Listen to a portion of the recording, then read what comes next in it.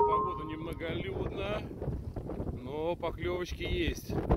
Было несколько поклевок на ратлины. И еще на что? Классно. Ну, у нас поимочка. 105-й эклипс. Да. Рыбка на льду. Ветер, а клев продолжается. Вторая рыбка на льду. Подряд.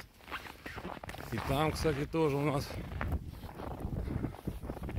забрали еще одну рыбку. Еще одна поимочка. Пока мы там сами пытались ловить. Человек поймал, бросил, она уже подзамерзла. А вот рыбка еще одна на льду. Нет, поклевывает. Вот, кошка из лунки цепанула. Лоб